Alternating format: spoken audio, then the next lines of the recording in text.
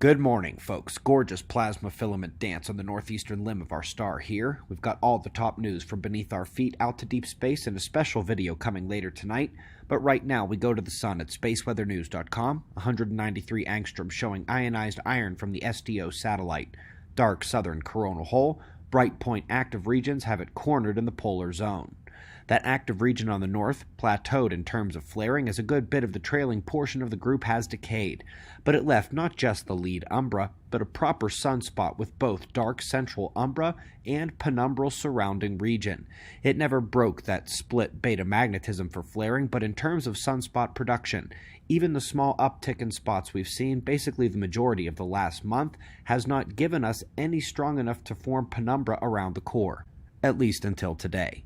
Solar wind bottoming out overnight with a slight rise from anemic to weak plasma stream levels here using the ACE satellite. Geomagnetic conditions not really budging as the solar wind explores the calmer territories.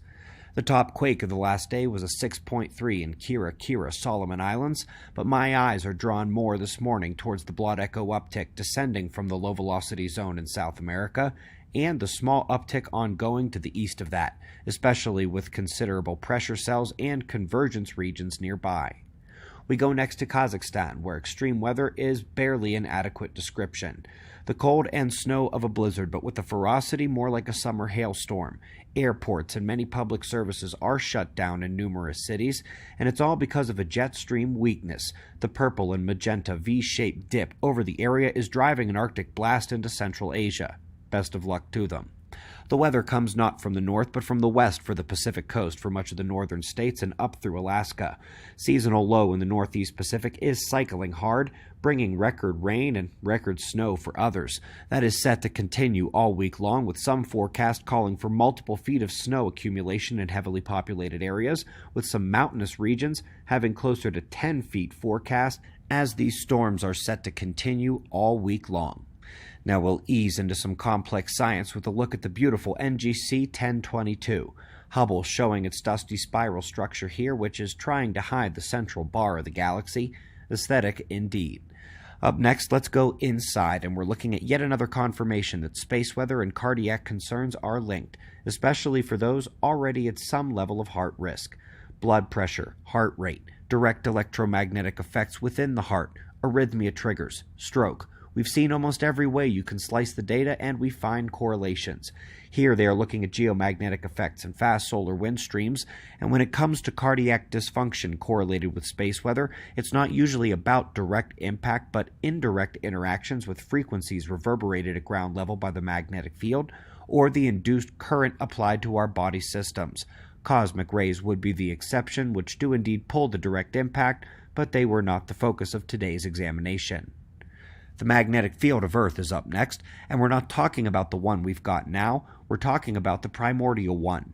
In some of the oldest zircons ever studied, this group has discovered that our field is not our first field, and that it took over after the reign of a more primordial magnetism of Earth. Lucky us, we'd look more like Mars if we hadn't had such a resurgence after the Genesis dynamo dissipated. For anthropologists, historians, and those of you just generally fascinated with the movement of people around the world throughout time, about halfway between now and the last magnetic excursion on Earth, the western central Chinese region saw an incredible influx of humans. This was about 6,000 years ago at most, they say, perhaps as little as about 4,000 years ago. During this time, the higher elevation regions of the northern land masses were still becoming populated during the recovery from the last ice age. Up next, a bit of new terminology in the space realm, the nova realm, but not in line with our recent micronova examinations like dwarf nova in the disks of stars, or the Type 1 X-ray bursts at pulsars which barely make it out to the disk. But today we're going towards the higher end, in between recurrent nova and the big supernova. They're called intermediate luminosity red transients, and they have the power of a small supernova, but they are not as bright, and they always leave a star behind that could nova again. Today we see their examination of the brightest in that class ever to be discovered, and that's saying something considering the famous Monocerotis nova is technically considered one of these intermediate level blasts. Again, that term was intermediate luminosity red transients, a kind of nova. And speaking of terminology, we've got a special video coming up tonight to help prepare for the Plasma Cosmos mini-series, not to mention it'll help with the morning news examinations as well. Pretty visuals, key regions of space, and a bit of why they matter to the bigger picture. That video is coming later today, and we greatly appreciate your support. We've got wind map forecasts and shots of our star to close, and of course we'll do this all again tomorrow, right here, but right now it's 4:20 a.m. in the new Valley of the Sun. Eyes open, no fear. Be safe, everyone.